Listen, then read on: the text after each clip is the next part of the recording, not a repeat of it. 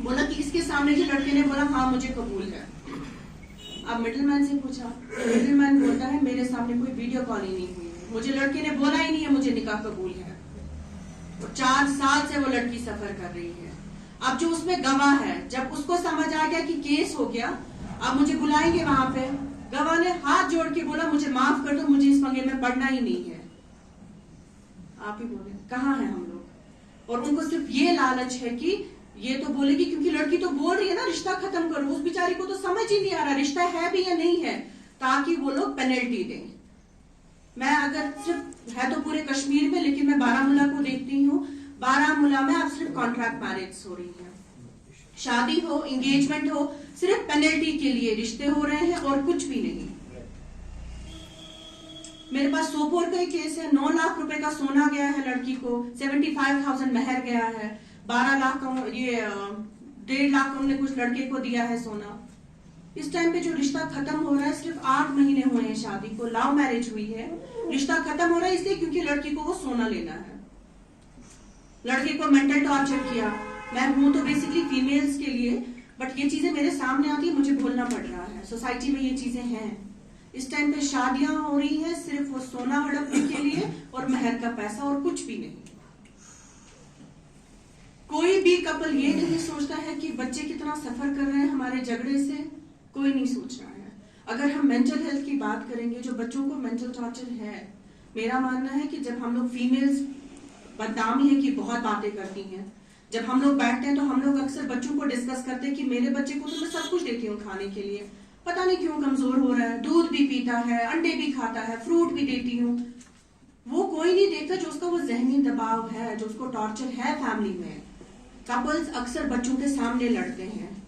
जो हमारा mobile phone है ये बिद्दत है, सारे पंगे इस मोबाइल फोन के। आप लोग बिलीव नहीं करेंगे, जब मेरे पास एक कपल आता है हस्बैंड वाइफ, मुझे पहले उनका फोन चेक कराना पड़ता है, और जिनके दिल में खोट होती है वो पहले सारा डिलीट करके आते हैं। बट मेरे पास हैं कुछ ऐसे टेक्नीशियंस जहां हम सारा बैकअप ले लेते हैं।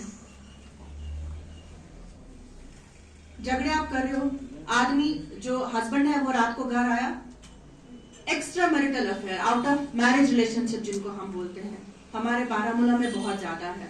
आप लोगों को बेशक बुरा लगे, क्योंकि जब मैं घर पे ये चीजें डिस्कस करती हूँ मुझे भी बुरा लगता है कि मैं अपने बारामूला की बदनामी करती हूँ, लेकिन यही हकीकत है।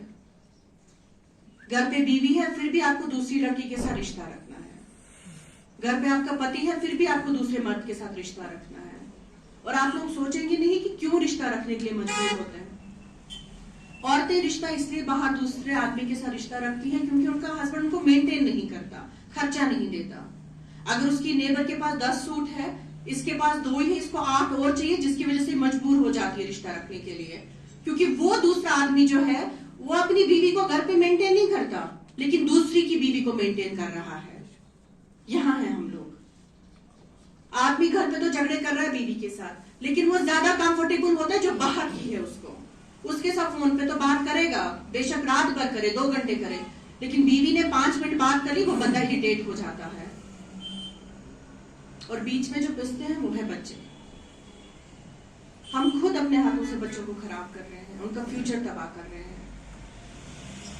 और वही बच्चे हैं फिर स्कूल में, रात को झगड़ा तो हो गया, अब कॉलोनीज में भी साथ ही घर बने हैं, ऊंची आवाज में बात होगी तो जो साथ में घर वाले हैं वो तो सुनते ही हैं, और वो बच्चा इस चीज से मर जाता है सोच सोच के कि अगर मैं कल बाहर निकलता हूँ मुझे शायद लोग बोलेंगे कि तुम्हारे घर पे रात को शोर क्यों था, कौन लड़ रहा था तुम्हारे घर पे। और जो आज की जनरेशन है वो ये चीजें बर्दाश्त नहीं करती है कि हमारे घर पे शोर हो, या मुझे कोई बोले तुम्हारे घर पे झगड़ा चल रहा था।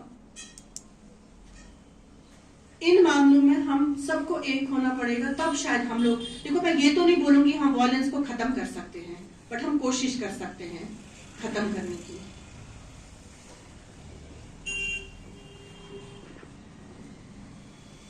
नौ साल से एक लड़की मायके में थी, 3 बेटियां थी, श्रीनगर में शादी हुई थी उसकी।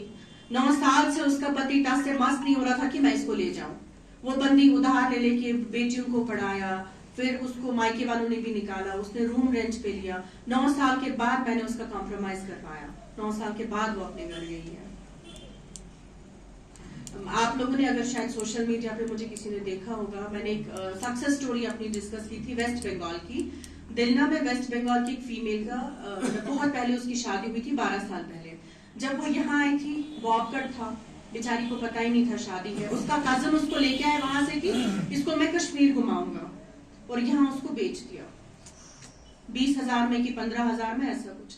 अच्छी फैमिली में शादी हुई है, उसका हस्बैंड है, कॉन्ट्रैक्ट बेसिस पे गवर्नमेंट डिपार्टमेंट में काम कर रहा है, खाने पीने की कोई कमी नहीं है बंदी को, लेकिन 10 साल से वो अपने माँ बाप के साथ बात नहीं कर पाती थी।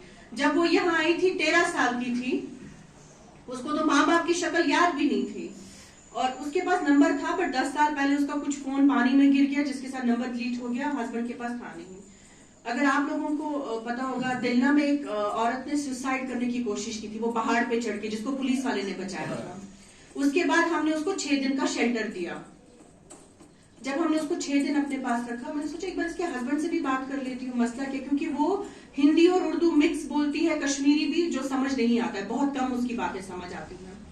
जब उसके हस्बैंड को बोला, इससे पहले बोला कि देवर और हस्बैंड जी पीटता है, 2 देवर उसके मैंने लाए, उसका हस्बैंड लाया, बात हुई, मैंने बोला क्यों पीटते हो? बोला ये घर से बाहर जाती, 3 बच्चे हैं उसके, बच्चों को छोड़ती और भाग जाती है, मैं मजबूर हो जाता हूँ पीटने पे।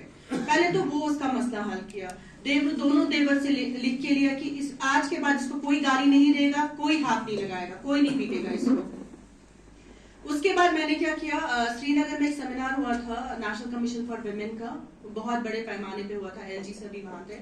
वहां मैंने एनसीडब्ल्यू के साथ डिस्कस किया कि मेरे पास एक केस ऐसा है, मैंने वेस्ट बंगाल की गवर्नमेंट के साथ लिखा था, क्योंकि वो जो फीमेल थी कुछ गांव के नाम बोल पाती थी, तो मैंने गूगल पे सर्च किया, पुलिस स्टेशन निकाले, वहां की पुलिस से मैंने बात की, इसकी सारी डिटेल्स भेजी, इसकी पेरेंट्स की, नहीं लोकेट हो पाए वो लोग।